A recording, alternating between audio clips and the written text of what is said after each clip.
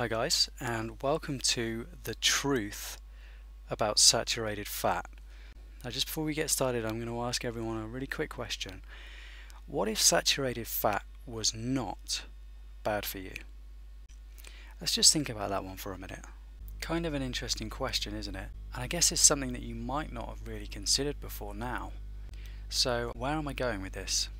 Okay guys, just before we go any further, I'm just going to throw something out there. What I'm going to show you, it's probably going to confuse a few people. And you know what? It might even upset and offend a few people as well, especially if you own a multi-billion-dollar health food company. Basically, this fat-burning food video is probably going to be labeled controversial. Now, it's not going to be called controversial because the science I'm going to show you is flawed, or because I'm presenting some miracle weight loss technique to you that's guaranteed to half your body fat percentage in 2 days. It's nothing like that. It's basically because the health food industry and the mass media has spent the last 60 years or so and literally hundreds of billions of dollars convincing us that saturated fat is bad for us. Let's face it, for most of us it's all we've ever known. I mean, since birth we've been told saturated fats are the enemy. But here's the real truth. Saturated fat is not bad for our health. It does not increase the risk of heart disease.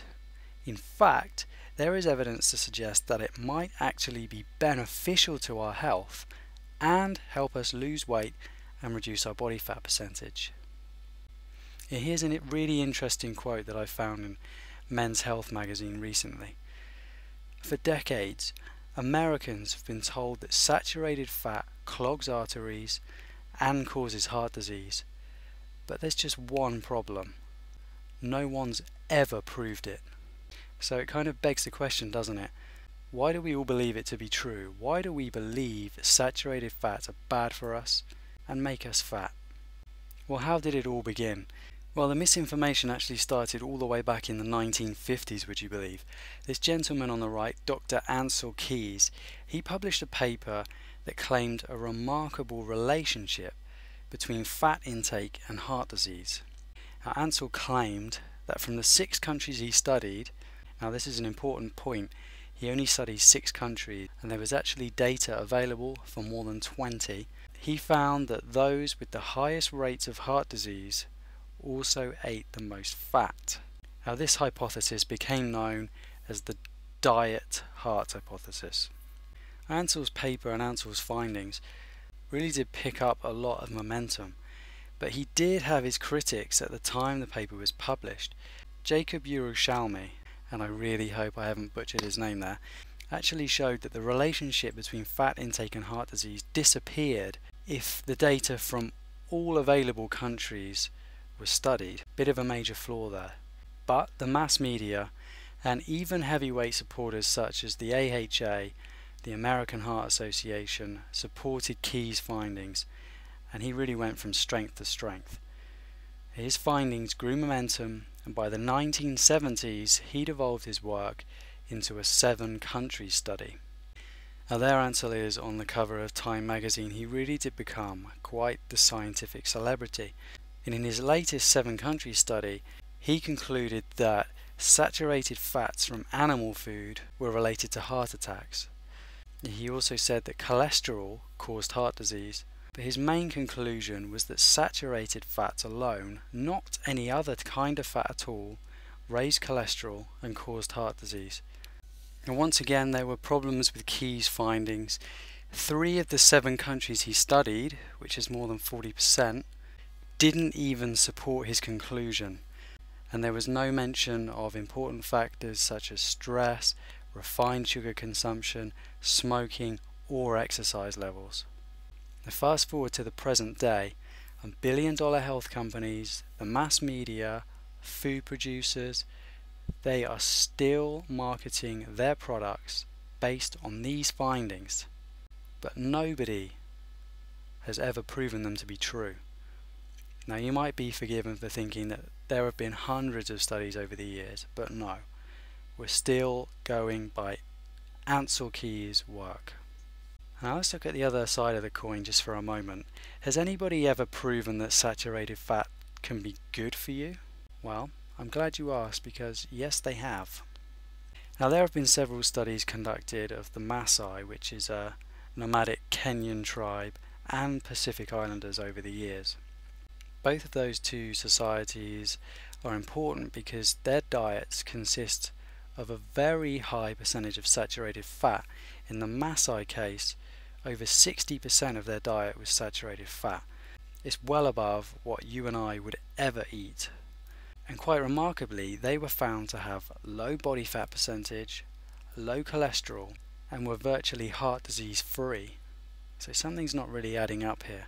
And the Maasai actually survived on raw meat, raw milk, and drank quite a lot of blood as well. But I know what you're thinking. Pacific Islanders, the Maasai, what if they just had good genetics? Well, it's actually been studied. Scientists thought to themselves exactly the same thing. It must be a genetics thing.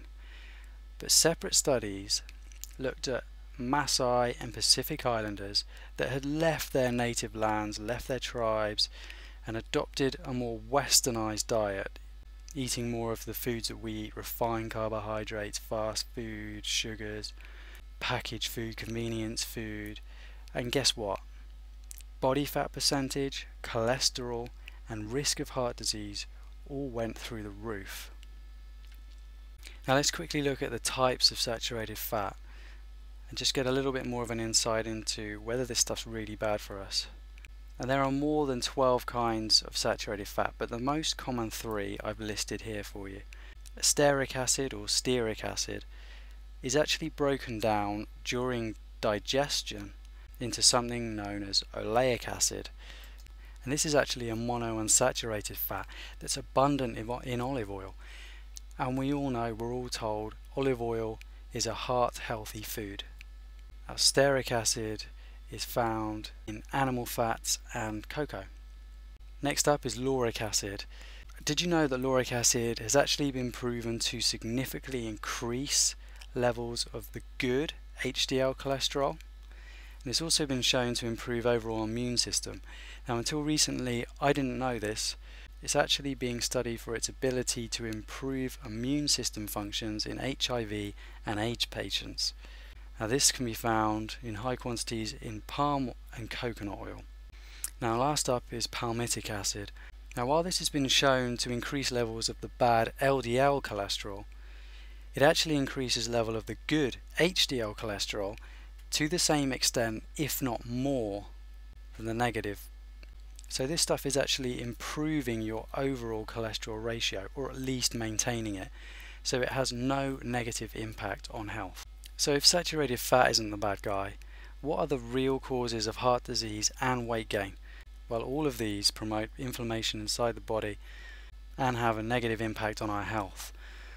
Smoking's a big one, stress, a lack of exercise, refined sugar and high fructose corn syrups, and these are actually found in the low-fat health foods that the big corporations are telling us to eat in order to avoid saturated fat.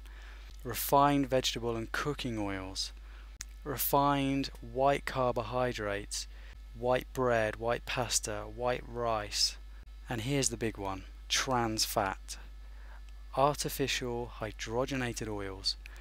Now think fast food joints, burgers, fries, donuts, apple pies, cherry pies, you name it. All of these foods are cooked with, or include trans fats, and these are really increasing your chances of having heart disease at some point in the future and causing you to gain weight. So what am I saying? Of course, I'm not suggesting that you should go to the same lengths as the Maasai, eating 60% saturated fat, but there is simply no reason why you can't enjoy some of the following as part of a healthy nutritional program that's going to improve your health and help you lose weight. Grass-fed raw dairy products such as butter, cheese and milk, great for you. Lean cuts of red meat, coconut oil, palm oil, avocado, all contain healthy saturated fats.